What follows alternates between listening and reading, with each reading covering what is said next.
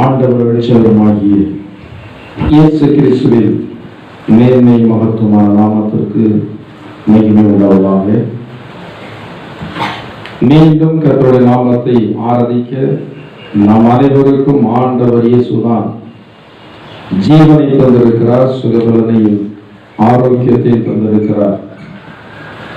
நமக்குரிய எல்லா ஆசீர்வாதங்களை விட ஆண்டவர் தந்திருக்கிற ஜீவன், அடுத்து சுகபலன், ஆரோக்கியம் தான் மிக மேன்மையானது. கர்த்தர் இவைகளை தந்திருக்கிறபடினால் கர்த்தருடைய நாமத்தை நான் ஸ்தோத்திரிக்கிறேன்.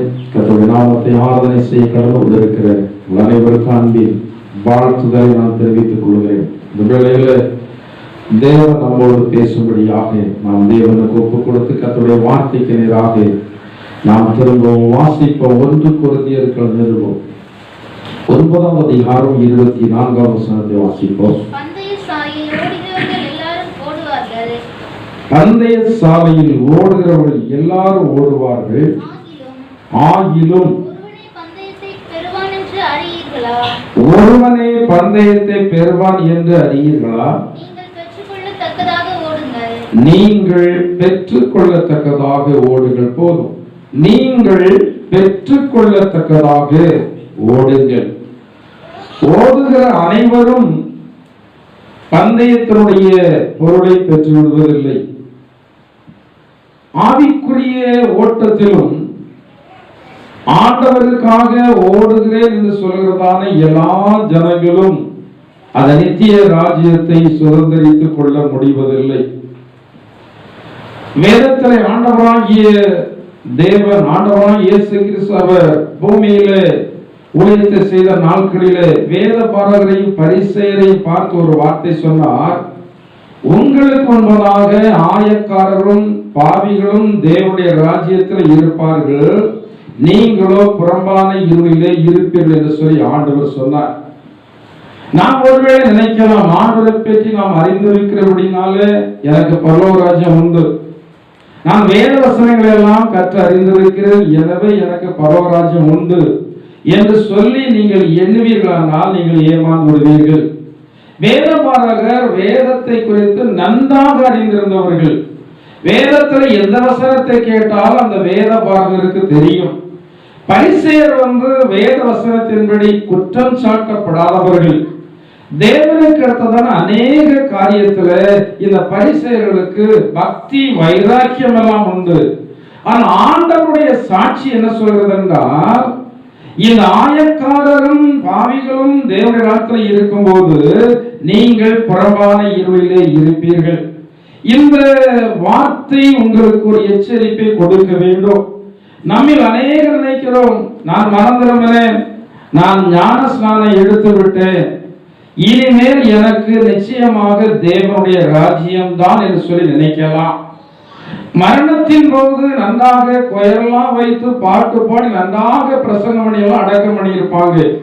அப்படி நடந்த உடனே அவர்கள் தேவனுடைய ராஜ்யத்திலே போய் விடுவார்கள் என்று சொல்லி நாம் சொல்லிவிட முடியாது. இப்போது வாழ்க்கையிலே ஆன்மீக ஓட்டத்திலே கிறிஸ்தவர்கள் எல்லாரும் ஓடிக்கொண்டே இருக்கிறார்கள். ஆனால் அநேக ஜனங்கள் ஏதோ ஓடுகிறோம் என்று சொல்லி ஓடுகிறார்கள். ஆனால் ஒரு சில ஜனங்கள் தான் நான் எப்படியாயினும் தேவனுடைய ராஜ்யத்தை பெற்றுக்கொள்ள வேண்டும். அப்போஸ்தலனாகிய பவுல் இவ்விதமாக ஒரு வசனத்தில் எழுதுகிறார், நான் எப்படியாயினும் மரித்தோரில் இருந்து உயிரோடு எழுந்திருப்பதற்கு நான் பாத்திரம் உள்ளவனாக மாறும்படி நான் எனக்கு எவைகளையெல்லாம் லாபம் என்று நினைத்தனோ அவைகள் எல்லாவற்றையும் நான் நஷ்டமும் குப்பையுமாக எண்ணுகிறேன். இந்த உலகத்துல மேன்மையாக ஜனங்களுடைய பார்வையில் இருக்கிறவைகள் ஏராளம் இருக்கிறது. ஆனால் ஆண்டவருடைய பிள்ளைகள் இந்த பூமியில் உள்ளதான எவைகளையுமே மேன்மையாக எண்ணுவதில்லை. ஏனென்றால் இந்த உலக வாழ்க்கை மனிதர்களுக்கு 100-120 வருடம் அதிகபட்சம் தான். அதற்கு மேலே இப்போது பூமியில் எந்த ஒரு மனிதனும் என்ன செய்ய முடியாது, வாழ முடியாது. இந்த குறுகினதான வாழ்க்கை வேதவசனத்திலே சொல்லப்பட்டிருக்கிறது, ஸ்ரீகளிடத்தில் பிறந்தவன் வாழ்நாள் குறுகினவன். இது ஒரு குறுகினதான ஒரு வாழ்க்கை.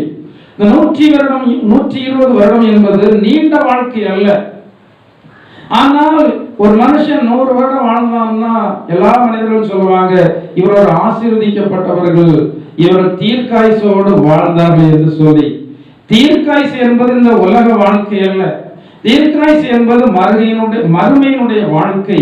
இந்த மறுமையினுடைய வாழ்க்கையினுடைய ஆண்டுகள் என்பது அது முடிவில்லாத வாழ்க்கை. அதை பெற்றுக் கொள்ளும்படியாகத்தான் இந்த உலகத்திலே நாம் கிறிஸ்துவுக்காக நாம் ஓடிக்கொண்டே இருக்கிறோம். நாம் ஓடிக்கொண்டே இருக்கும்போது நம்மை தடுத்து நிறுத்துகிறதான நிறைய சூழ்நிலைகள் எல்லாம் இருக்கிற ஒரு வசனத்தை வாசியுங்கள். 2 ராஜாக்களுடைய புத்தகம் 4ஆம் அதிகாரம் 24ஆவது வசனத்தை வாசியுங்கள்.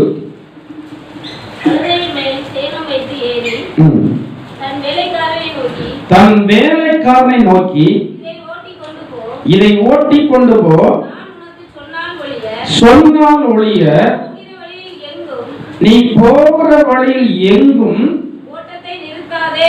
ஓட்டத்தை நிறுத்தாதே என்று சொன்னார். போகிற வழியில எங்கும் எந்த இடத்திலையும் ஒரு தேவனுடைய பிள்ளைகள் ஓட்டத்தை நிறுத்தவே கூடாது. ஏனென்றால் நாம் ஓடுகிறது எதற்காக ஓடிக்கொண்டிருக்கிறோம்? நித்திய ஜீவனுக்காக நாம் வந்து ஓடிக்கொண்டிருக்கிறோம். இந்த உலக வாழ்க்கையிலே நாம் பெற்றிருக்கிறதான எதுவுமே என்ன கிடையாது. நிறைய படித்திருக்கலாம், ஆனா சொல்லுவாங்க அதுதான் மேன்மை என்று சொல்லி. இல்லை, ஒரு கனத்திற்குரிய எல்லா மனிதர்களாலும் மதிக்கப்படுகிற ஒரு மனுஷனாக இருக்கலாம், அதுதான் ஆசீர்வாதம் என்று சொல்லி உலகத்து ஜனங்கள் சொல்லுவாங்க. அப்படி அல்ல. இந்த பூமியில மிகப்பெரிய ஐஸ்வர்யவனாக இருக்கலாம், ஆனால் இவைகள் எல்லாமே அழிந்து போகக்கூடியது. மனிதர்கள் எல்லாம் நம்மை வாழ்த்தினாலும், மனிதர்கள் எல்லாம் நம்மை வந்து புகழ்ந்தாலும், நம்முடைய ஆத்மா நஷ்டப்பட்டு போனால் அதனால என்ன இல்லை, ஒரு பயனுமே இல்லை. இந்த இடத்துல நாம் எதற்காக வருகிறோம்? எதற்காக அமர்ந்திருந்து தேவனுடைய வார்த்தையை நாம் வந்து கேட்கிறோம்? வந்துட்டு நாம வந்து 4 வார்த்தை சொல்லி ஆண்டு நாமத்தை மகிமைப்படுத்தி நாம் போய்கொண்டே இருக்கலாம். ஏன் நாம் இருந்து வேத வசனங்களை நாம் அறிய வேண்டியதன் அவசியம் இருக்கிறது. இந்த வேத வசனங்கள் தான் வேதத்தில் சொல்லி இருக்கிறது போல இவைகளால் மனிதன் வந்து என்ன செய்கிறான்? பிழைக்கிறான். இவன் நீடித்த நாட்களாக பிழைக்கிறது இந்த தேவனுடைய வார்த்தையினாலே தான். அப்போ பெற்றுக்கொள்ளத்தக்கதாக ஓடணும். ஓட்டத்தை எங்கேயுமே என்ன செய்யக்கூடாது? நிறுத்தக்கூடாது. இந்த ஓட்டம் வசனத்துல வாசித்தான வேத பகுதியிலே ஓட்டம் எங்கே போய் முடிந்தது என்றால் தீர்க்கதரிசியினுடைய வீட்டிலே போய் முடிந்தது. இதே போல நம்முடைய ஓட்டம் தேவனுடைய ராஜ்யத்திலே போய் முடிகிறதாக வந்து இருக்க வேண்டும். வேதம் தெரிந்தவுடனே நாம் தேவனுடைய பிள்ளைகள் சொல்லி எண்ணிவிட வேண்டாம். சாத்தானுக்கு நிறைய வேத வசனங்கள் தெரியாதா?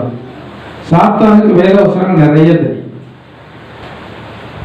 உண்மையான தேவ பிள்ளைகளை விட சாத்தானுடைய ஆவியினால், வஞ்சன ஆவியினால் நடத்தப்படுறவங்க இந்த தேவனுக்கான காரியங்களில மிக அதிகமாக ஆர்வம் உள்ளவர்கள் போல நடந்து கொள்கிறார்கள்.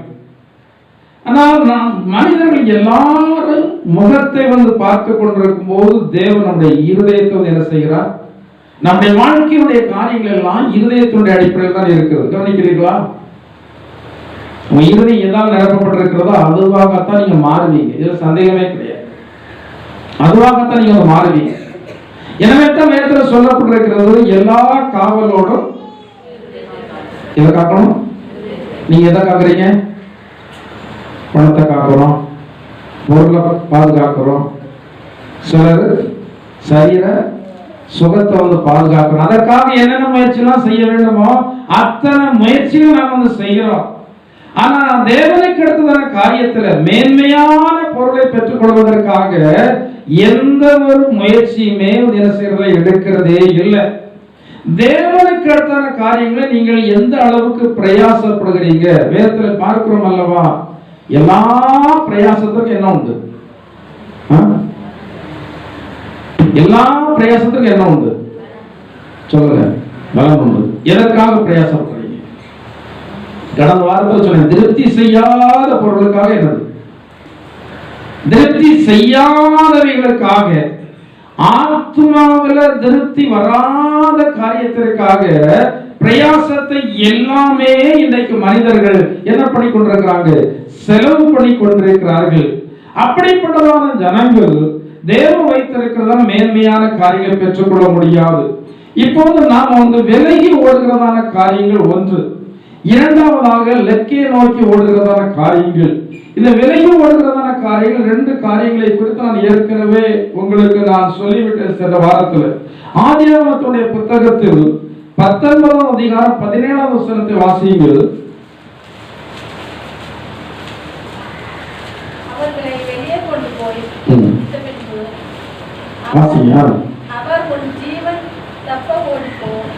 அவர் உன் ஜீவன் தப்ப ஓடிப்போ, பின்னிட்டு பாராதே, சமபூமியில் எங்கும் நில்லாதே, நீ மலைக்கு ஓடி போ என்றான். தேவனுடைய தூதன் சொல்றான். எதை விட்டு ஓடணும்? அது என்ன சொல்லி இருக்கிறது? அது என்ன பகுதி? சோதோமை விட்டு நீ என்ன செய்து போ? ஓடி போ. ஏனென்றால் சோதோம் கர்த்தருடைய கோபத்திற்கு ஏதுவாகிவிட்டது. எனவே சோதோமை தேவன் அழிக்க போகிறார். சோதோமினுடைய ஜனங்கள் தேவனுக்கு முன்பாக மகா பெரிய பாவிகளாக காணப்பட்டார்கள். எனவே நீ சோதோமில் இருக்காதே. லோத்தை குறித்து பார்க்கிறோம். இந்த சோதோம் லோத்து சோதோமில் இருக்க முடியாதவாறு அவனுடைய இருதயத்துல மிகப்பெரிய வாதிக்கப்படுறான். இன்னைக்கு நம்முடைய இருதயத்துல எதை பார்த்து சங்கடமாக இருக்கிறது? ஜனங்கள் இன்னைக்கு அநேகர் ஆண்டவர் அறியவில்லை, சங்கடப்படுறீங்களா? உங்களுக்கு அன்பானவர்கள் ஆண்டவர் அறியவில்லை, சங்கடப்படுறீங்களா? நீங்க எங்க போய் பார்த்தாலும் ஜனங்கள் எல்லாம் ஆண்டவரை அறியாதவர்களாகவே இருக்கிறார்கள். நம்முடைய இந்தியா தேசத்துல கிறிஸ்தவ ஜனங்களுடைய எண்ணிக்கை மிகவும் குறைவாகத்தான் இருக்கிறது. ஏன் 50 வருடத்திற்கு முன்னாடி கிறிஸ்தவம் வளர்ந்ததை விட இந்த 50 வருடத்திலே கிறிஸ்தவம் ஏன் வளரவில்லை? ஆராய்ச்சியாளர்கள் சொல்லுகிறார்கள், இந்த 50 வருடமாக கிறிஸ்தவம் வளர்ச்சி மிக குறைவாகத்தான் இருக்கிறது. ஏன் குறைவாக இருக்கிறது என்றால், ஜனங்களை பார்க்கும்போது மனந்திரமான ஜனங்களுடைய இருதயத்துல ஒரு விசனம் வரவில்லை, ஒரு கஷ்டம் வரவில்லை. ஜனங்கள் எல்லாம் ஆண்டவரை அறியாம இருக்கிறார்களே என்று சொல்கிறதான எண்ணம் வரவில்லை. உங்களுடைய குடும்பத்துல எத்தனையோ ஜனங்கள் மனந்திருவாம இருக்கிறாங்க. சில ஜனங்கள் என்னிடத்துல சொல்லுவாங்க, எனக்கு வேற ஒண்ணும் வேண்டாம் பாஸ்டர், என் மாப்பிள்ள மனம் திரும்பினா அது எனக்கு உள்ளத்து ஆழத்துல சொல்லுவாங்க. என் மாப்பிள்ள மனம் திரும்பினா அது எனக்கு. சில சொல்லுவாங்க, என் பையன் மனம் திரும்பினா போதும் பாஸ்டர், அதற்காக நீங்க ஜெபம் பண்ணுங்க, நான் அதற்காக ஜெபம் பண்றேன். சரி, அவர்கள் மனம் திரும்புறதுனால இவர்களுக்கு என்ன கிடைக்கிறது? நாம் நம்மோடு இருக்கிறதான ஒவ்வொரு மனிதர்களையும் குறித்து நாம கணக்கு ஒப்புவிக்க வேண்டும். உங்களுடைய சரீரத்துல பிரச்சனை இருந்தா உபவாசம் இருந்து ஜெபம் பண்ணுகிறீங்க. உங்க கணவனின் மனம் திரும்பவில்லை, எத்தனை நாள் அதற்காக நீங்க தனிப்பட்ட விதத்துல உபவாசம் இருந்து ஜெபம் பண்ணீங்க? ஜெபம் பண்ணீங்களா? பிள்ளைகள் மனம் திரும்பவில்லை, எத்தனை நாள் நீங்க உபவாசம் இருந்து ஜெபம் பண்ணீங்க? பிள்ளைகளுடைய படிப்பிற்காக ஜெபம் பண்ணுகிறோம், பிள்ளைகளுடைய சரீர பிரகாரமான விடுதலைக்காக ஜெபம் பண்ணுகிறோம். ஆத்மா எல்லாம் இன்னைக்கு கெட்டு அழிந்து கொண்டிருக்கிறது. கோடாறு கோடி ஜனங்கள் மிக வேகமாக சாத்தானுக்காக உண்டாக்கப்பட்டதான அந்த நரகத்தினுடைய வழியில விரைந்தோடி போய் கொண்டிருக்கிறார்கள். ஆனா இவைகளை குறித்து நாம் எண்ணம் இல்லாதவர்களாகவே இருக்கிறோம். இதற்காக நாம் என்ன முயற்சி எடுத்திருக்கிறோம்? நம்மை சூழ இருக்கிறவர்கள் ஆண்டவர் அறிவதற்கு நம்ம என்ன முயற்சி எடுத்திருக்கிறோம்? இன்னைக்கு எத்தனையோ தேவனுடைய பிள்ளைகள் அவருடைய சொந்த நாடு, சொந்த குடும்பம், சொந்த தேசம் எல்லாவற்றையும் விட்டு அவர்கள் இந்தியா தேசத்திற்கு என்ன செய்திருக்கிறாங்க, வந்திருக்கிறாங்க. எத்தனை பேர் ஒரு 50 வருடம் 75 வருடத்துக்கு முன்னாடி எல்லாம் பார்த்தா நம்முடைய இந்தியா தேசத்துல கிறிஸ்தவர்கள் அதிகமாக இருந்தது இல்ல. ஆனா இன்றைக்கு கிறிஸ்தவர்கள் இருக்கிறாங்க. எதற்காக வந்தாங்க? இந்தியா தேசத்தில் உள்ளதான ஜனங்கள் கிறிஸ்துவை அறிந்து கொண்டபடினால் அந்த மிஷனரிகளுக்கு அவருடைய குடும்பத்திற்கு கிடைத்த லாபம் என்ன? ஏதாவது லாபம் கிடைத்ததா? இங்கிருந்து பணத்தை அவர்கள் பெற்று சென்றார்களா? இங்கே இருந்து அவர்கள் பெற்று சென்றது என்ன? அவர்கள் இந்த இந்தியா தேசத்திலே கடந்து வந்து இந்த தேசத்தில் உள்ள ஜனங்கள் மீது அன்பு பாராட்டி இங்கே மருத்துவத்தை கொடுத்து இங்கே இவர்களுக்கு படிப்பை கொடுத்து இவர்களை மேன்மைப்படுத்தி வைத்திருந்தார்கள். ஆனா அவர்கள் இருந்ததான மேன்மையை விட்டு வந்து இந்த ஜனங்களுக்கு மேன்மையை கொடுத்தாங்க. இதற்கான பிரதிபலனை அவர் என்றைக்கு தான் காண முடியும்? மறுமையின் வாழ்க்கையில தான் அவர்களுக்கு காண முடியும். ஆனா அவருடைய ஆத்மா ஜனங்கள் மீது மிகவும் அன்புள்ளதாக இருந்தபடினால இந்த ஜனங்களுக்காக பரிதவித்தாங்க. ஜனங்களை பார்க்கும்போது இவர்களுக்கு மனதுருக்கம் வந்தது. ஐயோ, இவர்கள் ஜீவனுள்ள தேவனை அறியாமல் இருக்கிறார்களே, ஆசீர்வாதத்தை கொடுக்கும் தேவனை அறியாது இருக்கிறார்களே, பாதுகாப்பு கொடுக்கும் தேவனை அறியாது இருக்கிறார்களே, நிம்மதியை கொடுக்கும் தேவனை அறியாது இருக்கிறார்களே, இவர்கள் எப்படியாயினும் தேவனை என்ன செய்ய வேண்டும்? அறிய வேண்டும். இன்னைக்கு உங்களுடைய கணவன் இருக்கிறார் என்றால் நீங்க நினைக்கிறீங்க சம்பாத்தியம் பண்ணி போட்டா இது மட்டும் போதும் நினைக்கிறீங்க. இன்னைக்கு அநேக மனைவிமார் கணவன்மார பணம் காய்க்கும் மரமாக மட்டும்தான் வந்து என்ன செய்யறாங்க பயன்படுத்துறாங்க. கிறிஸ்தவ குடும்பங்களிலும் நான் இது வந்து பார்க்கிறேன். கணவனிடத்துல இந்த மனைவிக்கு அன்பு இருந்தால் அந்த கணவன் மனம் திரும்பும்படியாக ஜெபிப்பார்கள். அதிகமாக ஜெபிக்க வேண்டியவர்கள் யார் தான்? பெண்கள் தான். ஏன்னால் பெண்களுக்கு நேரங்கள் அதிகமாக கிடைக்கிறது. பெண்களால் ஒரு இடத்துல இருந்து ஜெபிக்க முடியும். பெண்களால் லெகுவாக கண்ணீர் விட முடியும். பெண்கள் வந்து லெகுவாக உணர்ச்சி வசப்படக்கூடியவர்கள். எனவே ஆண்டவரிடத்திலே கடந்து போய் ஒரு காரியத்தை நினைத்து அவர்கள் ஜெபம்னா அவர்கள் அறியாம அவர்களுக்கு என்ன வருகிறது? கண்ணீர் வருகிறது. கண்ணீர் வருகிறபடினால வேதத்தில் சொல்லி இருக்கிறபடி நறுங்குண்டதும் நொறுங்குண்டதுமான இருதயத்தை யார் புறக்கணிக்க மாட்டார்? இதை நொறுங்கி ஜெபித்து இருக்கிறீர்களா? உங்கள் பிள்ளைகளுக்காக ஜெபித்து இருக்கிறீர்களா? பிள்ளைகளை வந்து நீங்கள் பணத்தை செலவு பண்ணி படிக்க வைத்த உடனே பிள்ளைகள் ஆசீர்வாதமாக இருந்து விட போகிறது இல்லை. பிள்ளைகளை எந்த அளவுக்கு நீங்கள் தேவனுக்கு எடுத்த காரியங்கள் நடத்துகிறீர்களோ அந்த அளவுக்கு தான் பிள்ளைகளுடைய வாழ்க்கையில் என்ன இருக்கிறது? ஆசீர்வாதம் இருக்கிறது.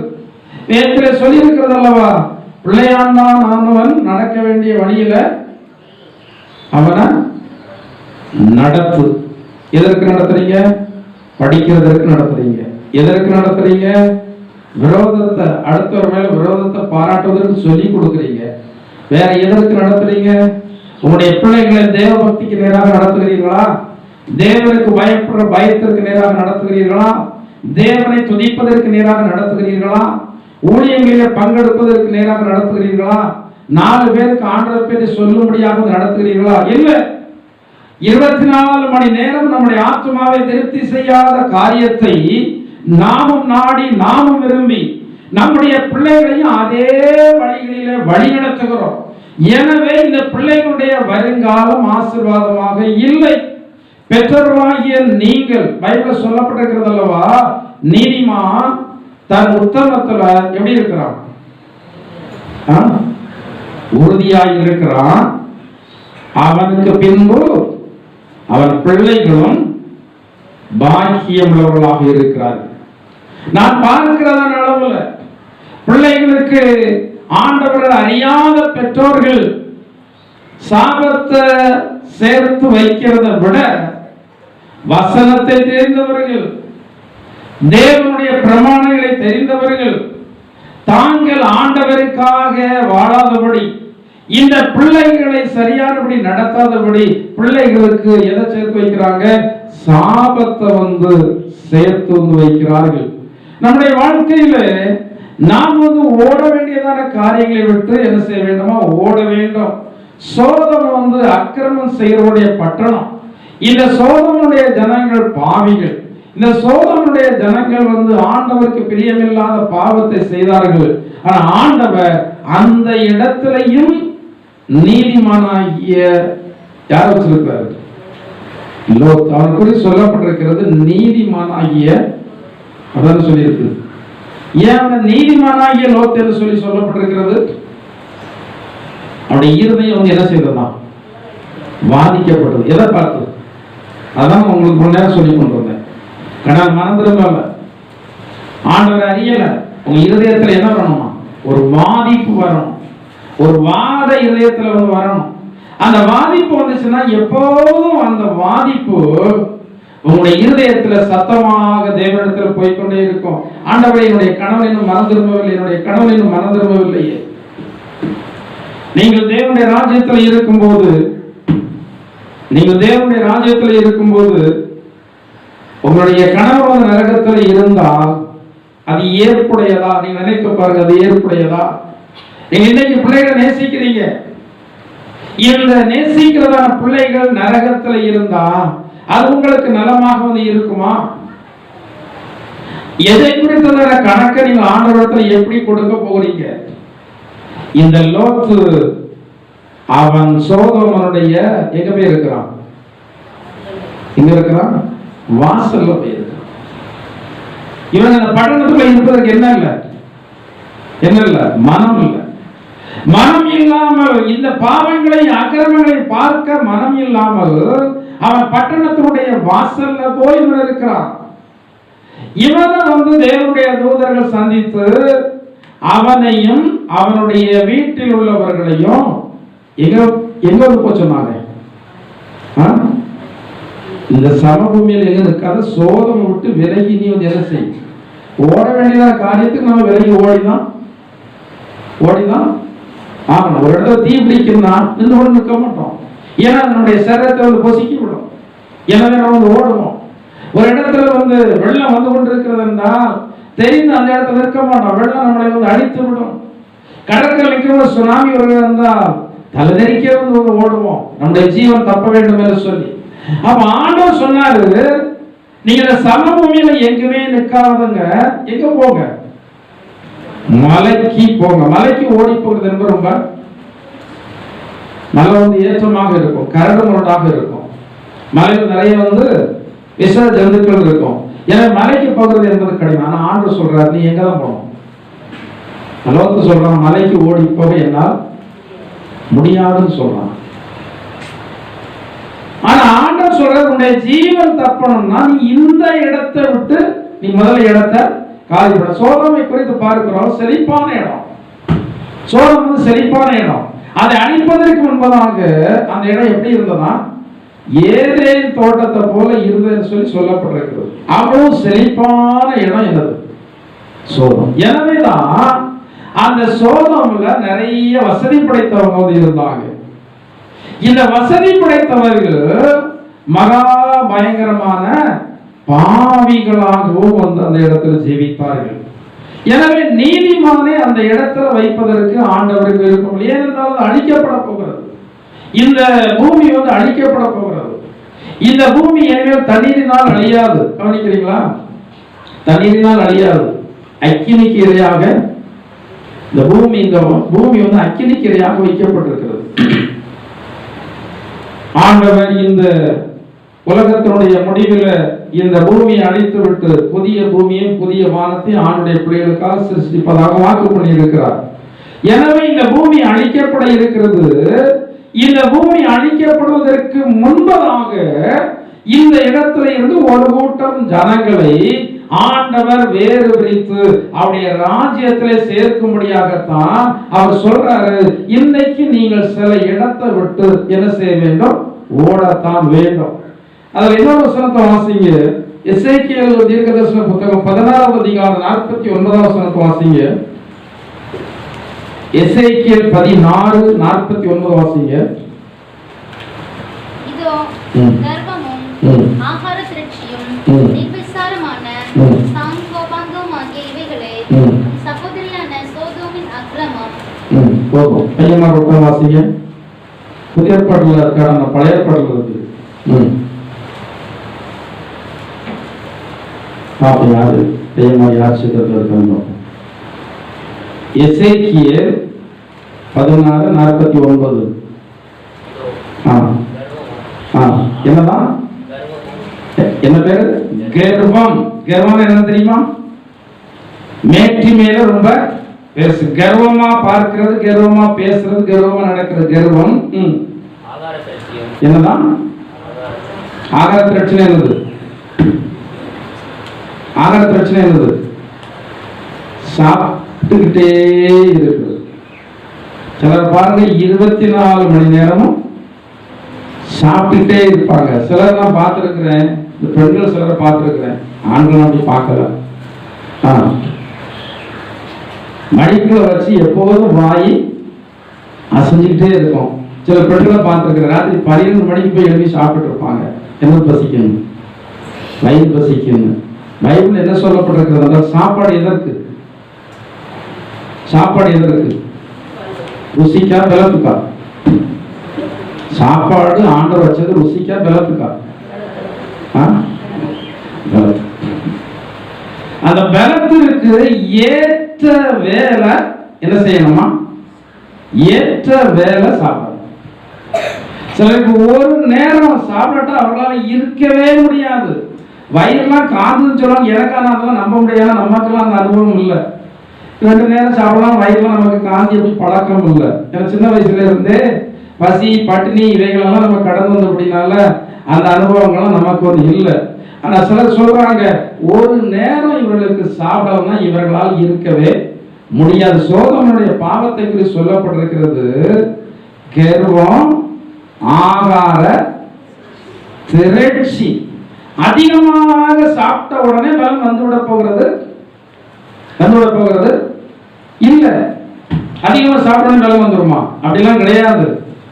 எவ்வளவுதான் சாப்பிட்டாலும் நம்முடைய சரீரத்தில் உள்ள ஜீன், அந்த அடிப்படை ஜீன் இருக்கிறது அல்லவா, அது தேவையானது அளவு மட்டும்தான் வந்து எடுக்கும். மிச்சதெல்லாம் அது வேஸ்ட் தான் பண்ணும்.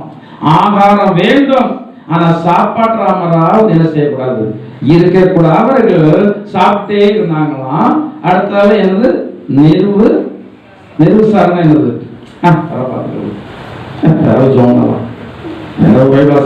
போகலாம். இப்ப அதற்கு என்ன? அது 12 மணிக்கு போலாம், போதாதான். அது 1 மணி நேரம் நடக்கதான் செய்யும். அவர் தான் கொஞ்சம் லேட்டெல்லாம் ஆக்குதாரு. அவர் நல்லா பாடம் படிக்கட்டும், ஆனால் கொஞ்சம் லேட்டா போனோம். அப்படியாவது சீக்கிரம் முடிக்காரா? இது என்னது? இதெல்லாம் மனசுக்குள்ள வருகிறதா ஒரு நிர்விசாரம். அது ஒரு நிர்விசாரம். கர்த்தருடைய காரியத்துல நிர்விசாரம் ஆகவே ஆகாது. எத்தனையோ காரியங்களுக்கு நாம வந்து ரொம்ப ஜாக்கிரதையாக இருக்கிறோம். வெளிநாட்டுக்கு போகணும், இல்லைன்னா டூர் போகணும்.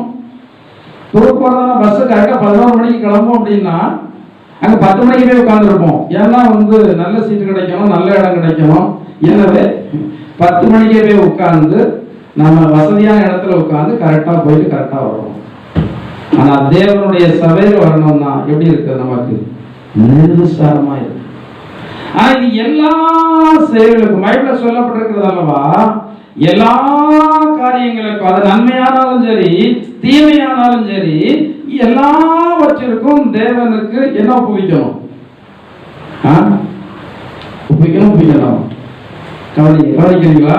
எல்லாவற்றிற்கும் அந்தரங்கமான ஒவ்வொரு காரியத்தையும் தேவன் எங்கே கொண்டு நிறுத்துவார்?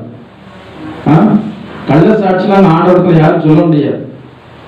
ஏன்னா ஆண்டவர் அங்க சொல்றாரு, அவருடைய தூதர்களிடத்துல கூட என்ன வைக்கிறது இல்லையா? நம்பிக்கை வைக்கிறது இல்லை. தூதன் கூட சில வேலைகளை போய் சாட்சி சொல்லிடுவான், நம்பிக்கை வைக்கிறது பைபிள்ல சொல்லப்பட்டிருக்கிறது. உத்தர சாட்சியிடம் கல் சுவரிலிருந்து கூப்பிடும். நம்முடைய காரியங்கள் எல்லாம் ஆண்டவருக்கு முன்பதாக வெட்ட வெளிச்சமாக வந்து என்ன செய்ய தெரியும்.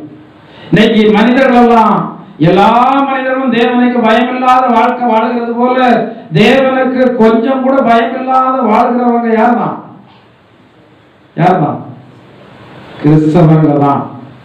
அது ஆவிக்குரிய ஜனங்கள் என்று பேரை எடுத்தவர்கள் தான். ஆவிக்குரிய ஜனங்கள் தான் என்ன?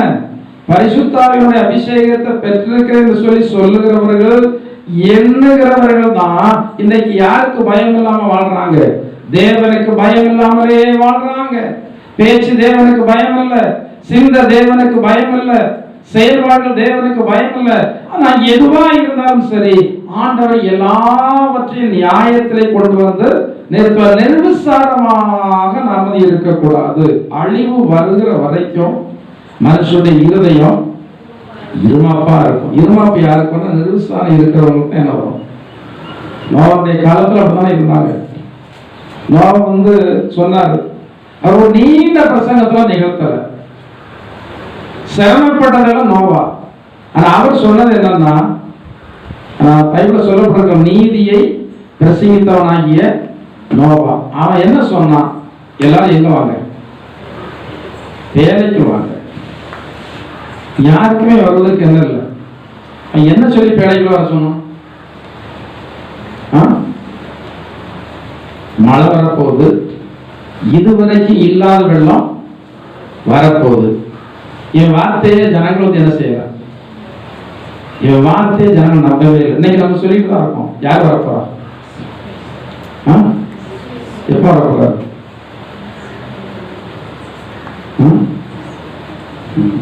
தெரியாது. நம்ம இப்ப இருக்கிற ஊழியக்காரங்க இப்ப சொல்லிட்டு இருக்கல, எந்த காலத்துல இது சொல்லப்பட்டு வருகிறது? பவுல் காலத்துல அவர் சொல்றாரு, நாம் நித்திரை அடைவதில்லை. அவரே சொல்றாரு, நாமெல்லாம் சாக மாட்டோம். பவுல் வாழ்ந்த காலத்துல இந்த வார்த்தை சொல்லப்பட்டு வருகிறது, நாம் நித்திரை அடைவதில்லை. இதோ ஒரு ரகசியத்தை நான் உங்களுக்கு கொஞ்சம் செய்யறேன், சொல்லுகிறேன். கடைசிய காலம் துணிக்கும். அப்போது மரித்தவர்கள் முதலாவது எழுந்திருப்பார்கள். பின்பு நாமும் உயிரோடு இருக்கிறதான நாமும் அவருக்கு எதிர்கொண்டு போவோம்னு அவரையும் சேர்த்தான் சொல்றாரு. கடைசி காலம் என்பது சொல்லப்பட்டு இன்னைக்கு வருடம் எத்தனை ஆகிவிட்டது? சுமார் 2000 வருடங்கள் பக்கத்துல ஆக போகிறது. அதுல இருந்தே என்ன காலம் தான் சொல்லப்பட்டு வருகிறது? கடைசி காலம் என்றுதான் சொல்லப்பட்டு வருகிறது. என்னுடைய தகப்பனார் உயிரோடு இருக்கும்போது சொல்றாரு, என்னுடைய தங்கச்சி வருவா, சீல வருவா, இவன் பெரிய பிள்ளை ஆகிறதுக்குள்ள யார் வந்துருவா? 100% நம்புறாங்க. எனவே தான் ஒரு அடி இடம் கூட அவர்கள் வைக்கல. ஏன்னா ஆண்டு வரப்போறாரு. ஏன்னா ஒரு அடி இடம் கூட வேண்டாம், நம்முடைய குடும்பத்திற்கு வேண்டாம், நம்முடைய பிள்ளைகளுக்கு வேண்டாம், நமக்கு வேண்டாம். எனவே எல்லாவற்றையும் விற்றுருவோம். ஏழைகளுக்கு கொடுக்க வேண்டிய ஏழைகளுக்கு கொடுப்போம். கன்வென்ஷன் மீட்டிங்லாம் வைப்பதற்கு செலவு பண்ணணும் அப்படின்னு சொல்லிட்டு எல்லாவற்றையும் விற்று அந்த காலத்திலேயே ஆண்டவருக்குன்னு சொல்லி செலவு பண்ணிட்டு போகும்போது பைபிள்ல சொல்லப்பட்டிருக்கிறது போல, நிர்வாணியாய் வந்தேன். இதை கொண்டு போக முடியுமா? பல கோடி ரூபாய் நீங்க சம்பாத்தியம் பண்ணாலும் ஜீவன் போயிட்டுன்னு சொன்ன உடனே உங்களை பேர் சொல்லி கூட மாட்டாங்க. உங்க பேர் சொல்லி கூட மாட்டாங்க. அது பேர் என்னது? பாடி. பாடி எப்போ வருது, இன்னார் எப்போ வர்றாங்க அப்படின்னு கேட்க மாட்டாங்க. பாடி எப்போ வருது, பாடியை எப்போ அடக்கம். உயிர் போயிட்டுனா எல்லாரும் யோசிக்கிறது எவ்வளவு சீக்கிரமா அடக்கம் பண்ண முடியுமோ அவ்வளவு சீக்கிரமா அடக்கம் பண்ணணும். அதைத்தான் எல்லாரும் நினைப்பாங்க. அது எவ்வளவு பெரிய கோடீஸ்வரனா இருந்தாலும் சரி, எல்லாரும் சரி சமானமாக மண்ணுக்குள்ளதான் வைக்கப்பட வேண்டும். யார் நினைக்கிறார்களோ நினைக்கலையோ இதை நீங்க நினைக்கணும். விசுவாசிகளாக நீங்க நினைக்கணும். நான் மரிக்கும் போது ஒன்றுமே கொண்டு போக முடியாது. காலில் கையில் கிடக்கிற வரலனாலும் வெட்டியால் எடுத்துருவாங்க. ஒருவேளை மறந்து விட்டால் என்றால் கழட்ட முடியாது. கையில காலில் ஏதாவது போட்டிருந்தா மறந்துட்டா என்ன செய்ய முடியாது, கழட்ட முடியாது. கடைசி நேரத்துல ஞாபகம் வந்து விரலை வெட்டி காலை வெட்டி எடுத்ததான சம்பவங்கள்லாம் உண்டு. ஒரு சின்ன காரியத்தை கூட நம்மோடு கூட அனுப்பி வைக்க மாட்டார்கள். அப்படியே அது போட்டால் நம்மோடு வராது. நாம அங்க இல்லை, நம்முடைய சரீரம் தான் அங்க இருக்கும். நாம் என்கிறதான ஆள் அது இழைப்பாருக்கிறதான இடத்துக்கு என்ன செய்யறோம், போயிடும். மனிதர்கள் எதையுமே கொண்டு போக முடியாது. இந்த எண்ணம் நமக்கு இருந்தால் அவன் யாருக்காக நம்ம வாழணும்? பிரச்சனை எல்லாரும் கேட்கணும். யாருக்கோ அப்படின்னு நினைக்க கூடாது. இன்னைக்கு ஒருவேளை பிரசங்கம் உங்களுக்கு தேவைப்படாவிட்டா நாளை ஒரு காலத்துல அந்த பிரசங்கம் உங்களுக்கு என்ன செய்யும் தேவை. ஆண்டவர் அறியாத ஜனங்களுக்கு கூட தேவனுடைய வார்த்தையை அநேகர் சொல்லி அந்த நேரங்கள் எல்லாம் அவர்களுக்கு பயன்படல அந்த வார்த்தைகள். ஆனா பல வருடங்கள் கழித்து அவர்களுக்கு ஒரு இக்கட்டுன்னு சொல்லி வருகிறதான வேளையில அந்த வசனங்கள் அவர்களுக்கு பயன்பட்டு நிறைய பேர் வசனத்திற்கு ஒப்பு கொடுத்து என்ன திரும்பி இருக்கிறாங்க, மனம் திரும்பி இருக்கிறார்கள். அப்போ தேவனுடைய பிள்ளைகளாகிய நமக்கு நிர்விசாரம் கூடாது, நிர்விசாரம் கூடாது. குறிப்பாக என்ன காரியத்துல, கர்த்தருக்கு அடுத்த காரியத்தில் நிர்விசாரம் கூடாது. நிர்விசாரம் இருந்தா அந்த நோவா காலத்துல எப்படி வந்து அழிக்கப்பட்டார்களோ அதே போல அழிவு நம்ம மேலையும். கவனிக்கிறீங்களா? நோவா காலத்துல அப்படித்தானே இருந்தாங்க. அவருடைய வார்த்தைக்கு செவி கொடுக்கவே இல்லை. நான் இப்ப நோவா மரண சத்தம் போட்டு கிடக்கேன். ஒரு நாள் உங்க வாய் சொல்ற மாதிரி ஆயிடக்கூடாது. ஐயோ, போதகருடைய வார்த்தையை என் மனம் அசட்டை பண்ணினதே, கொஞ்சம் குறைய சபைக்குள்ளும் சங்கத்துக்குள்ளும் எல்லா தீமைக்கும் உள்ளானேனே என்று சொல்கிறதா அந்த வார்த்தை உச்சரிக்கப்படக்கூடிய அளவுக்கு என்ன செய்யக்கூடாது, உங்களுடைய வாழ்க்கையில நடந்து விடக்கூடாது. சரி, அப்ப நிர்விசாரம் இந்த சோதனைல இருந்தது. ஆண்டவர் இவைகளை எல்லாம் விட்டு வெளியே வர சொல்ற. சரி, அடுத்தபடியாக எண்ணாகமத்தினுடைய புத்தகம் 16வது அதிகாரம் 34வது வசனத்தை வாசி. எண்ணாகமம் 16:34. அவர்களை சுற்றியிருந்த இஸ்ரவேலர் யாவரும் அவர்கள் கூக்குரலை கேட்டு பூமி நம்மையும் விழுங்கி போடும் என்று சொல்லி ஓடினார்கள். பூமி நம்மையும் விழுங்கி போடும் என்று சொல்லி ஓடினார்கள். நான் ஷார்ட்டா சொல்றேன். கோராகு, தாத்தான், அபிராம் இந்த கூட்டங்கள் வந்து யாருக்கு விரோதமாக எழுகிறது என்றால் மோசே, ஆரோன். அந்த அதிகாரம் ஃபுல்லா வீட்டுல போய் வாசித்து பாருங்க. 16வது அதிகாரத்தை வீட்டுல போய் முழுவதும் வாசித்து பாருங்க. அந்த சம்பவங்கள் தான் அதில் சொல்லப்பட்டிருக்கிறது. இந்த மோசேக்கும் ஆரோனுக்கு விரோதமாக கோராகு, தாத்தான், அபிராம் என்பவருடைய கூட்டம் வந்து என்ன செய்வது, எழுப்பினது. இந்த கூட்டம் எழுப்பி ஜனங்களை எல்லாம், அந்த இஸ்ரவேல் ஜனங்கள் எல்லாம் தங்களுடைய வாய்ச்சாலகத்தினால தன்னோடு கூட வந்து என்ன செய்யறாங்க, சேர்க்கிறாங்க. இப்போது தேவனுடைய மனுஷன் மூலமாக ஆண்டவர் சொல்றாரு, அவர்களுக்கெல்லாம் வாதம் வரப்போகிறது. கோராகுக்கும் தாத்தான் அபிராமுடைய கூட்டத்தாருக்கும் வாதம் வரப்போகிறது. நீங்கள் இவர்கள் நடுவில் இருந்து என்ன செய்ய, ஓடுங்க என்று சொன்னதான மாத்திரத்துல வாசிங்க. 27 வாசிங்க. 16:27.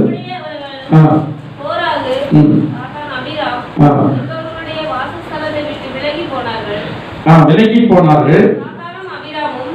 வெளியே வந்து தங்கள் பெண் ஜாதிகள், பிள்ளைகள், குழந்தைகளோடும் தங்கள் கூடார வாசலிலே நின்றார்கள்.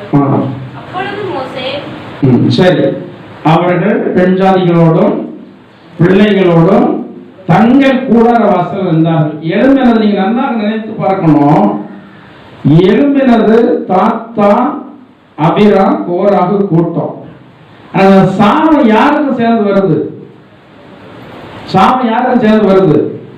பெண்ஜாதி. நீங்க செய்கிறதான காரியம், ஒரு குடும்பத்துல ஒரு தகப்பன் செய்கிறதான காரியம் மனைவி பிள்ளைகளை பாதிக்கிறது. ஒரு தாய் செய்கிறதான காரியம் பிள்ளைகளை, கணவனை என்ன செய்கிறது, பாதிக்கிறது. நீங்கள் தேவனுடைய ரொம்ப கவனமாக இருக்க வேண்டும். நாம் ஆசீர்வாதத்தை விரும்புகிறவங்க, ஆசீர்வாதத்திற்காக ஜெபிக்கிறவங்க, நாமும் ஆசீர்வாதமாக இருக்கணும், மற்றவர்களும் ஆசீர்வாதமாக இருக்க வேண்டும் என்று சொல்லி செயல்படுறவங்க.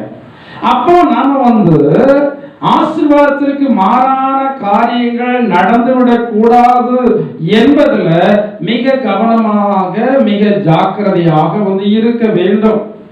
இதை நீங்க ஜாக்கிரதையாக இருந்து செயல்படாவிட்டால் இந்த சாபங்கள் எல்லாம் நீங்க வந்து என்ன செய்ய முடியாது.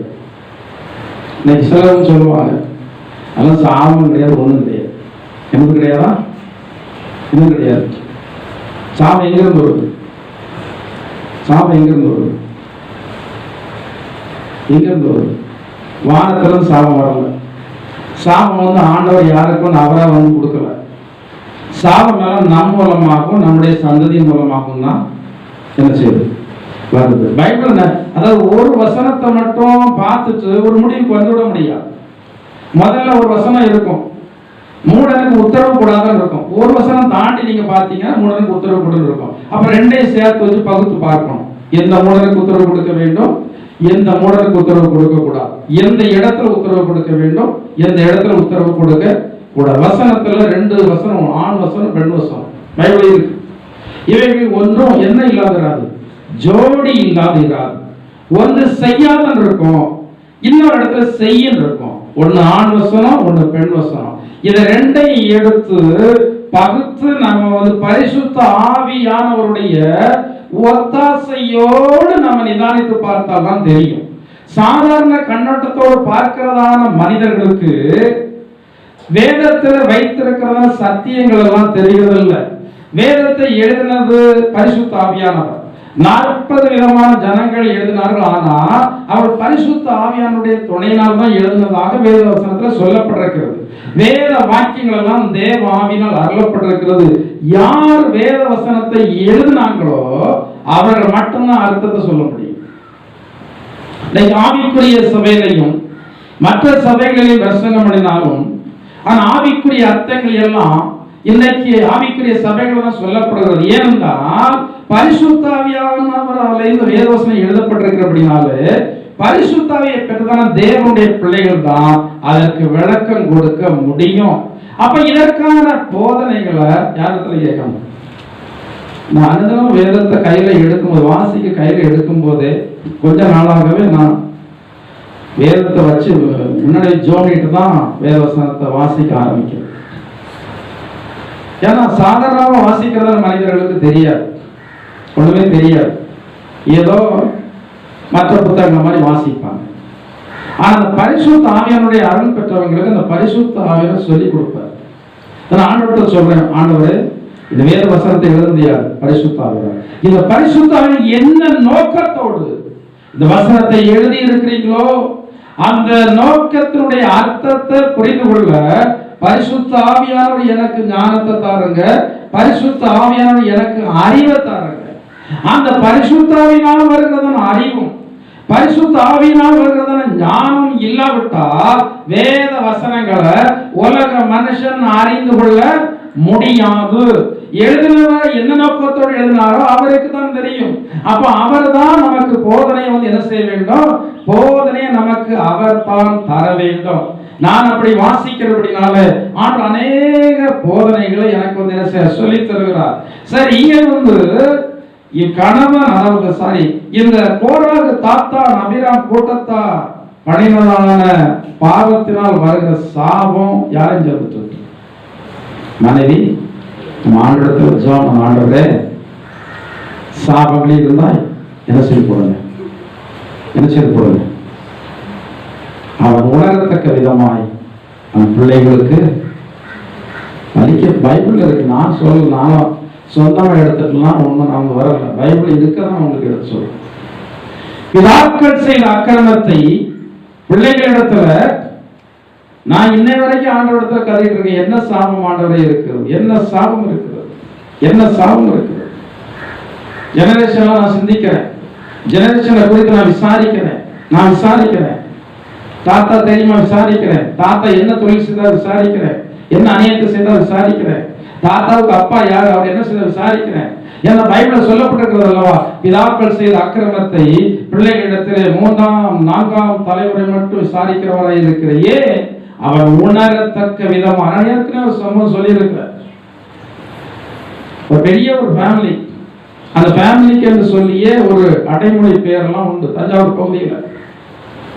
அந்த பகுதியில் இருக்கிறவங்களுக்கு தெரியும், காங்கேயர் ஃபேமிலி என்றால் அது கொஞ்சம் பெரிய ஃபேமிலி, பெரிய லேண்ட்லோட அவங்கெல்லாம். ஆனா அவங்களை எதிர்த்து யாருமே ஒன்றும் பண்ண முடியாது. அந்த காலத்துல வாகன வசதி இல்லாத நேரத்தில் குதிரையில தான் போவார். குதிரையில போய் எதிர ஏதாயிலும் வாலிப பெண்கள் பட்டுச்சுன்னா அந்த பெண்ணு அதோட முடிஞ்சது, அவ்வளவுதான். அவர்கிட்ட யாரும் போய் பஞ்சாயத்து பேசவோ எதுவும் பண்ண முடியாது. அப்படிப்பட்டதான ஒரு குடும்ப அமைப்பை உரியவங்க. ஏகப்பட்டதான சேட்டை பண்ணியிருக்கிறாங்க. அவன் காலத்துல அப்பதான் கார் வந்ததான புதுசு. அப்போ தஞ்சாவூர்ல இருந்து வாடகை கார் அமர்த்தி இவர் போனாராம். போயிட்டு அந்த நபர் வாடகை கேட்டார் என்கிறதான காரணத்திற்காக காற்றாவி பிடிங்கி வைத்துக் கொண்டு அவரை அடிச்சு உதைத்து காரை பறிமுதல் பண்ணிட்டு அனுப்புறா. காரை மட்டும் வாங்க முடியல. ரெண்டாவது அவ்வளவு பயங்கரமான ஒரு குடும்பம் கடந்து சென்றது. ஒரு ஜெனரேஷன் போச்சு, அடுத்த ஜெனரேஷன். ஒரு பொண்ணு ஒரு பையன். நான் வீட்டுக்கெல்லாம் போயிருக்கிறேன். அவன் வீட்டுக்கு போயிருக்கேன். அவங்க உறவினர்கள் சொன்ன சாட்சி தான் நான் உங்களுக்கு சொல்லிட்டு இருக்கிறேன். அவன் வீட்டில் ஜபம்லாம் நடந்தது. எப்படியா இந்த சாபத்திலிருந்து விடுதலை அடைய வேண்டும் சொல்லி ஜபம்லாம் நடந்தது. கிராமத்துல தான் வீடு, பெரிய வீடு, பிரம்மாண்டமான வீடு, அந்த காலத்தில் கட்டினதான வீடு. அப்போ பிள்ளைகள் ஒரு பையன் ஒரு பொண்ணு. நன்றாகத்தான் பிள்ளைகள் பிறந்தாங்க, நன்றாகத்தான் வளர்ந்து வந்தாங்க. நல்ல திரகாத்திரமான வாலிப வயதுல 2 பேருக்கும் 100% கண்ணு தெரியாம போச்சு. 2 பேருக்கும் 100% கண்ணு தெரியாது. ஆணுக்கும் கண்ணு தெரியாது, பெண்ணுக்கும் கண்ணு தெரியாது. வாலிப வயசு ஆனதுக்கு பிறகு எந்த டிசிஷனாலே இல்லை. என்னது? சாபம். அதாவது பாவம் என்று எண்ணப்படுகிறது. எதனால் எண்ணப்படுகிறது? தேவனுடைய சாயலாக சிருஷ்டிக்கப்பட்டதான ஒரு மனிதனுக்கு நாம் செய்கிறதான இடையூறுகள் எல்லாம் பாவமாகத்தான் எண்ணப்படுகிறது. ஆனால் சட்டத்திட்டங்களை எதற்காக தான் ஏற்றி வைத்தார்? மனிதனுக்கு விரோதமாக, ஒரு மனிதன் இன்னொரு மனிதனுக்கு விரோதமாக பாவம் என்று சொல்கிறதா தீமையான காரியங்களை செய்யக்கூடாது என்பதற்கு தான் சட்டத்திட்டங்களை ஏற்றி வைத்தார். அப்போ ஒரு மனுஷனுக்கு விரோதமாக ஒரு காரியங்களை செய்யும் போது ஒருவேளை அந்த மனிதனுடைய இயலாமையினால் விட்டு விட்டு போய்விடலாம். ஒருவேளை ஆண்டவரை கேட்பார் என்று சொல்லி அவர் விட்டு விட்டு போய்விடலாம். ஆனால் ஒரு மனிதனுக்கு செய்யப்படுகிறதான பாவங்கள் பைபிள்ல சொல்லப்பட்டிருக்கிறது. உன் பாவம் உன்னை பிடிக்கும், தொடர்ந்து பிடிக்கும். உன் தீமை உன்னை கண்டிக்கும், உன் தீமை உன்னை தண்டிக்கும், உன் மாறுபாடு உன்னை கண்டிக்கும் என்று சொல்லி சொல்லப்பட்டிருக்கிறது. பாவமும் தீமையும் சில நபரை கண்டித்துக் கொண்டிருக்கும் போது இவர்கள் தவறாக நினைக்கிறதான காரியம் என்னவென்றால், ஏதோ இவரிடத்துல பேசாம இருக்கிறவங்க செய்வது செய்து வைத்ததுனாலதான் இப்படி இருக்கிற சொல்லி சிலர் எண்ணிக்கொண்டிருக்கிறார்கள். எல்லா இடத்திலும் அப்படி நடைபெறுகிறது இல்லை. சில இடத்துல அது உண்மையாக இருக்கலாம். ஆனா அநேக குடும்பங்களிலே பார்க்கும்போது சில சாபத்தினாலே அந்த குடும்பங்கள் மிக தாக்குதலுக்கு உள்ளாக்கப்படுகிறது. இந்த சாபங்கள் மேற்கொண்டு மேற்கொண்டு நமக்கு வராமல் இருக்கணும். இங்கே இந்த கோலாகு தாத்தான் அபிராம் கூட்டம் முழுவதும் சாபத்துக்குள்ளானது. அங்கே எப்படிப்பட்ட சாபம் என்றால் எல்லாரும் மறிக்கிறது போல இவர்கள் என்ன செய்கிறது இல்லை. அந்த மரணத்துல கூட சபிக்கப்பட்டதான ஒரு மனிதனுக்கு ஆண்டு வித்தியாசத்தை காட்டுறார். எல்லாரும் சாகிறது போல இவர்கள் சாகிறது இல்லை. இவர்கள் வித்தியாசமா எப்படி சாவார்கள் என்றால் நிலம் பிளந்து அவர்களை வெடுங்கி போடும். இந்த மோசே என்று சொன்னதான தேவனுடைய மனுஷன் சொன்னதான மாத்திரத்தில் ஆண்டவருடைய செயலை தான் அவர் சொன்னார். இவர் போட்ட சாபம் அல்லது அது ஆண்டவர்களுக்கு கொடுத்த சாபம். ஆனா ஆண்டவர் மோசே இடத்துல சொன்னார், இவர் இப்படிதான் சாவர்கள் என்று சொல்லி. நீதிமானுடைய மரணம் கர்த்தருடைய பார்வைக்கு ஒரு தேவனுடைய மனுஷன் சொல்றான், நான் நீதிமான் மரிப்பது போல் மரிப்பேனா. நீங்க அதான் வரணும். துன்மார்க்கன் மரிக்கிறது போல மரிக்க கூடாது. நீதிமான் மரிக்கிறது போல மரிக்க வேண்டும் என்றால் நீங்கள் நீதிமானாக ஜீவிக்க வேண்டும். அங்கே தேவனுடைய ஊழியத்தை செய்த தேவனுடைய பிள்ளைகளுக்கு விரோதமாக எழுதினதான கூட்டம் அத்தனையும் என்ன செய்து விட்டது?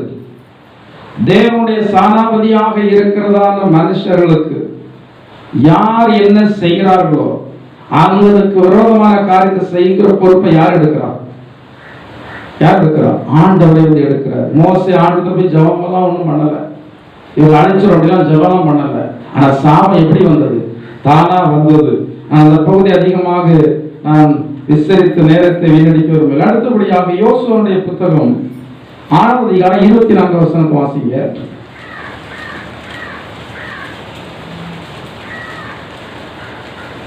யோசுவா 6:24. பட்டணத்தையும் அதிலுள்ள யாவையும் அக்கினியால் சுட்டெரித்தார்கள். வெள்ளியையும் பொன்னையும் வெண்கலத்தினாலும் இரும்பினாலும் செய்த பாத்திரங்களையும் மாத்திரம் கர்த்தரின் ஆலய பொக்கிஷத்தில் சேர்த்தார்கள். 7:22. உடனே யோசுவா ஆட்களை அனுப்பினான். கூடாரத்திற்கு ஓடினார்கள். அவருடைய கூடாரத்தில் அது புதைந்திருந்தது, வெள்ளியும் அதன் கீழ் இருந்தது. வெள்ளி அதன் கீழ் இருந்தது. அவர்களை கூடாரத்தின் மத்தியிலிருந்து எடுத்து கூடாரத்தின் மத்தியில் இருந்து எடுத்து யோசுவாவினிடத்திலும் யோசுவாவினிடத்திலும் இஸ்ரவேல் புத்திரர் எல்லாரிடத்திலும் கொண்டு வந்து இஸ்ரவேல் புத்திரர் எல்லாரிடத்திலும் கொண்டு வந்து கர்த்தருடைய சமூகத்தில் வைத்தார்கள். கர்த்தருடைய சமூகத்தில் வைத்தார். போது உபாகமம் 13:17 வாசித்துருங்க.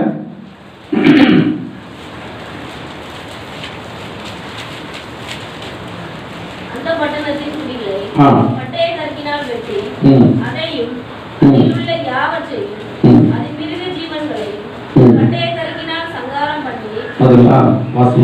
சபிக்கப்பட்ட பொருளில் ஒன்றும் சபிக்கப்பட்ட பொருளில் ஒன்றும் உன் கையில் இருக்க உன் கையில் இருக்க வேண்டாம். வேண்டாம். இந்த வசனம் நமக்கு தெரியும், தெரியுங்களா? கேட்டிருக்கீங்களா? சபிக்கப்பட்ட பொருளில் வந்து உங்க கையில. சரி, எது சபிக்கப்பட்ட பொருள்?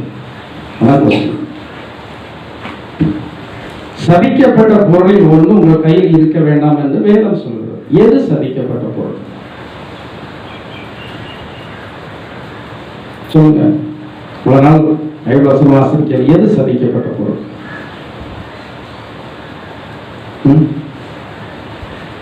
இங்கே வந்து இந்த எரிகோ பட்டணத்துல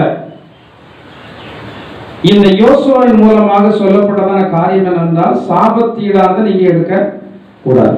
அதுல சாபத்தீடானது எதுன்னு சொல்லப்பட்டிருக்கிறது என்றால் ஆண்டவர் சுட்டரிப்பதற்கு வைத்ததை இவன் எடுப்பது. அதான் இவனுக்கு அது உரியதான பொருள் இல்லை, ஆனா இதை எடுக்கிறான். இது ஒரு சாபம். இரண்டாவது, தேவனுடைய ஆலய பொக்கிஷங்களில சேர்றதை இவன் எடுக்கிறான். அதுவும் இதுதான்.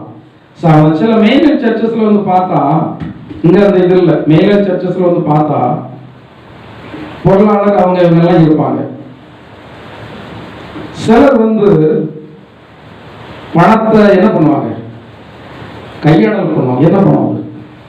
கர்த்தருடைய பணம், கர்த்தருடைய ஊழியத்துக்கு கொடுக்கிற பணத்தை இவங்க கையாடல் பண்ணுவாங்க.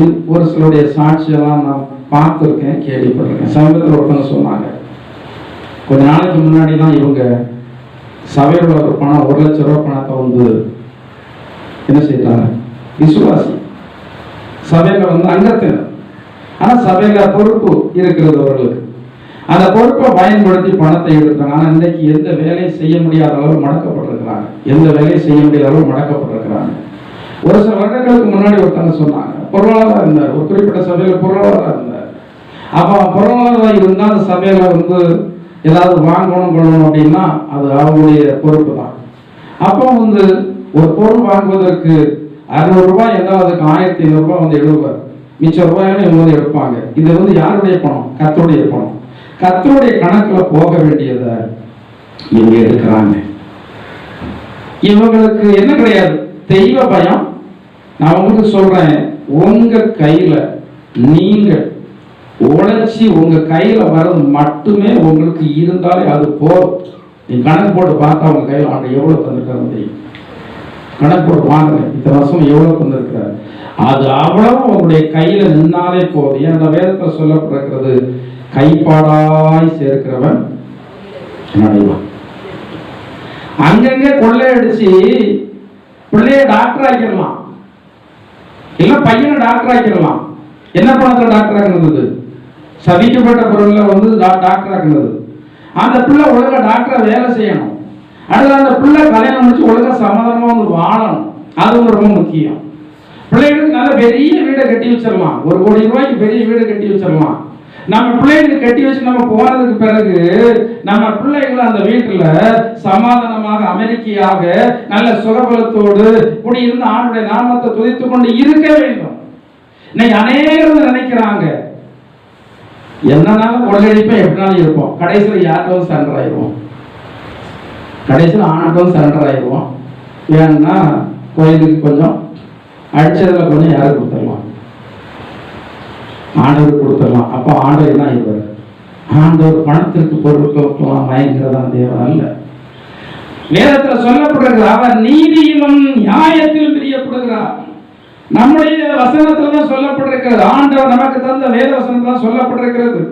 அவர் பணத்தில் பிரியப்படுகிறது அல்ல, அவர் பொருள்ல பிரியப்படுகிறது அல்ல.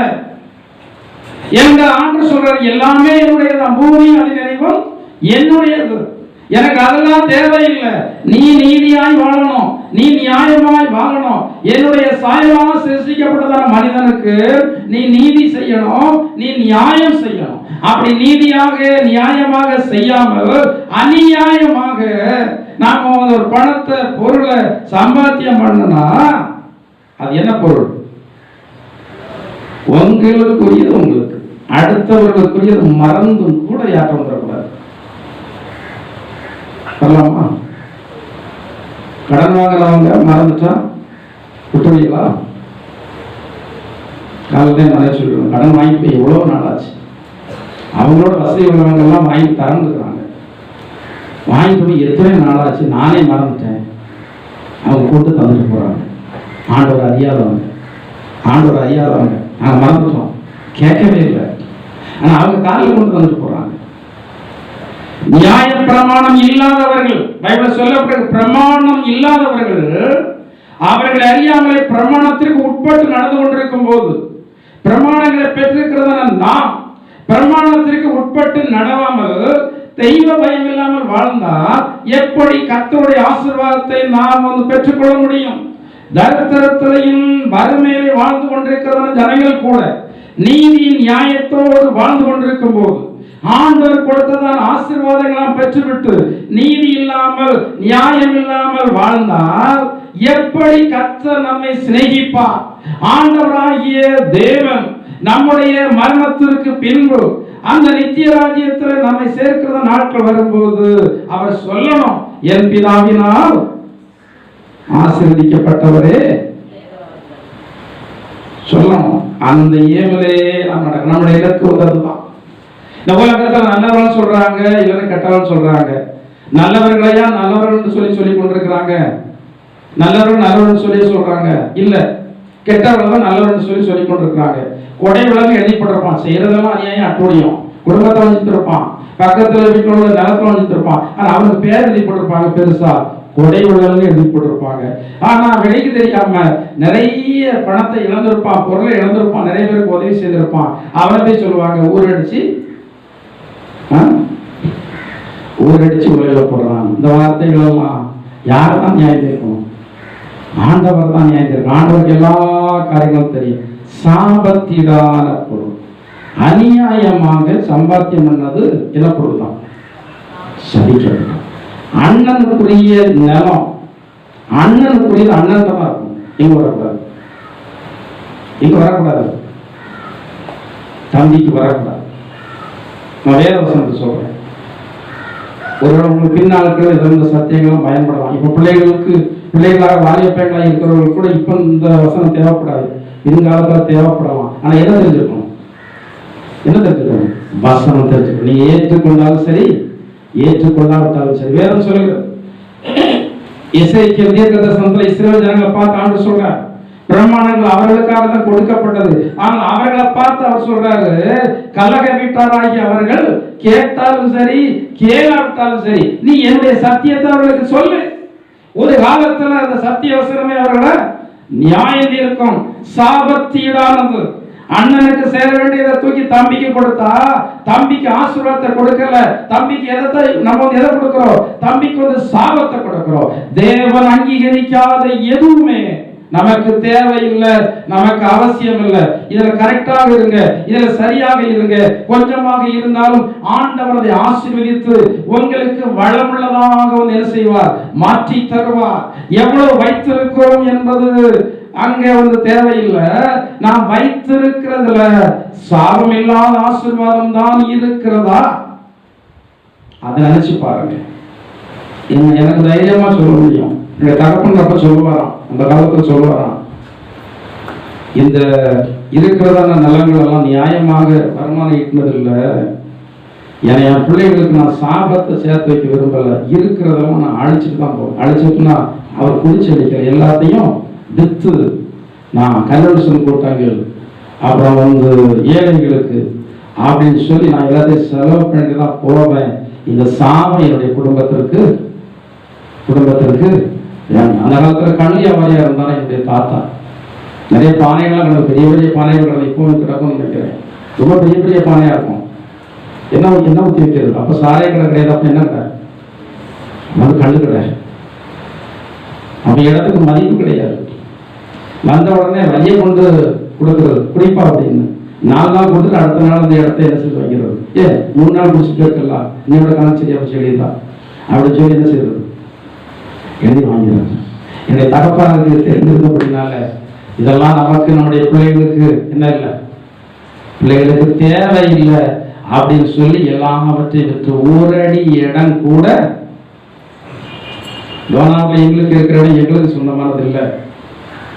அது என்னுடைய பாட்டிக்கு சொந்தமான, என்னோட தகப்பனுடைய பாட்டி. அவர் பெண் மக்களுக்கு தான் வரும், அவருடைய மகளுக்கு தான் வரும். அவருடைய மகள் மனம் வந்து எங்களுக்கு எழுதி தந்தது. எங்களுடைய தகப்பனார் காலம் வரைக்கும் அதுவும் எழுதி தரல. ஏன்னா என்னுடைய தகப்பனாருக்கு பழக்கம் இருந்ததில்லை, இருக்கிறது உண்மையை கூட எல்லாத்தையும் வந்து காலி பண்ணிடணும்னு. அதனால அவர் நம்ம அண்ணன் உயிரோடு இருக்கும்போது எழுதி கொடுத்தா, தம்பி உயிரோடு இருக்கும்போது எழுதி கொடுத்தா என்ன செய்வாரு? எல்லாத்தையும் விட்டு அடிச்சிருவாரு. 4 ஆண் பையன் இருக்காப்புல, ஆண்டு இப்ப எழுதி கொடுக்க கூடாது, காலம் சின்னப்பறம் எழுதி கொடுத்தாங்க. காலத்துக்கு பிறகு எங்க 4 பேருக்கு எழுதி வைத்தாங்க. ஒரு சாபத்தையும் வந்து என்ன செய்யல, அவங்க வைக்கல. அவங்க எப்படி வாழ்ந்தாங்க எனக்கு தெரியும் ஓரளவு. அவங்க முன்னோர்கள் எப்படி வாழ்ந்தாங்க அதை அறிவதற்கு நான் முயற்சி பண்றேன். இப்படி தாய்மொழியில் உள்ளவங்க எப்படி வாழ்ந்தாங்க நான் அறிவதற்கு முயற்சி பண்றேன். ஒருவேளை அவர்கள் சரியில்லாம வாழ்ந்தது நமக்கு தெரிந்தால் நம்ம ஆண்டவரத்துல சொல்லி, ஆண்டவரே இன்னும் மன்னிப்பு இருக்கலாம். ஒருவேளை யாரையாவது வஞ்சித்து எடுத்திருந்தா அதுக்கான பரிகாரங்களை நம்ம வந்து என்ன செய்யலாம், செலுத்தலாம். எப்படியாயும் நம்ம வந்து என்ன செய்யணும், ஆசீர்வதிக்கப்படணும். அப்ப சாபத்து ஈடானது ஒன்றும் நம்ம கையில இருக்கக்கூட. யோசுவா 6:18 வாசிக்க முடிக்கிறேன். யோசுவா 6:18 வாசிங்க. சாபத்தீடானது ஏதாயிலும் எடுத்துக்கொள்கிறதினாலே நீங்கள் என்ன ஆயிருவீங்க? சாபத்துக்குள்ளானது ஏதாயிலும் நீங்கள் எடுத்தா நீங்க என்ன ஆயிருவீங்க? கஷ்டமா இருக்க புரியுதா உங்களுக்கு? கஷ்டமா தான் புரியணும். இது கசப்பு மருந்து தான். கசப்பு பிடிச்சாலும் கிருமி சாகும். இது கசப்பு மருந்து தான். நீங்க ஆசீர்வாதமா இருங்க.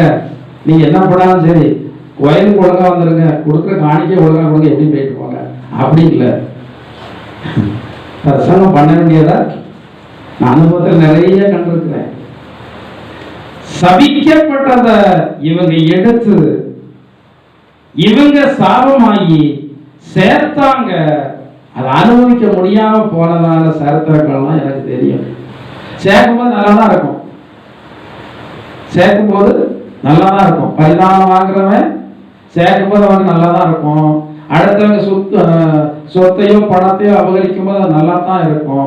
ஆனா அதற்கான பிரதிபலன் வரும் தெரியுமா? அப்பந்தான் அது நமக்கு ரொம்ப பாரமாகும். அப்போ இங்க பைபிள்ல சொல்லப்பட்டிருக்கிற சபிக்கப்பட்டது வந்துச்சுன்னா நாம என்ன ஆயிருவோம்? துன்மார்க்கருடைய வீட்டுல கர்த்தரின் சாபம் இருக்கிறது. நீதிமானுடைய வாசஸ்தலத்தையோ உங்க வாசஸ்தலம் ஆசீர்வாதமா இருக்கணும். அடுத்தவங்க பண்ணாதான் தூக்கி தூர போடுங்க, தூக்கி தூர போடுங்க, அவங்களை கொண்டு கொடுங்க. யார்கிட்ட பாஸ்டருக்கு பிரசங்கம் பண்றேன் இல்லைன்னா சந்தோஷம் தான், இல்லைன்னா கர்த்தருக்கு சோத்திரம். யார் யாருக்கு சேர வேண்டுமோ அவரவர்களுக்கு சேர வேண்டியது நீங்க அவரவர்களுக்கு கொண்டு சேருங்க.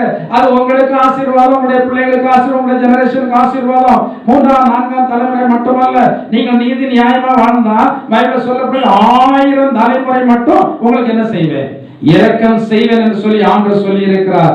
நீங்கள் இது விலகி ஓட வேண்டியதான காரியங்களை குறித்தான் உங்களுக்கு சொல்லி இருக்கிறேன்.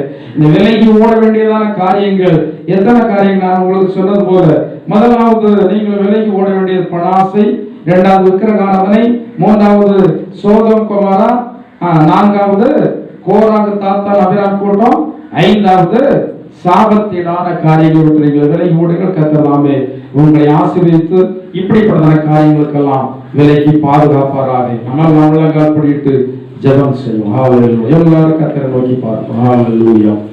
கர்த்தாவே நன்றியோடு ஸ்தோத்திரிக்கிறோம்.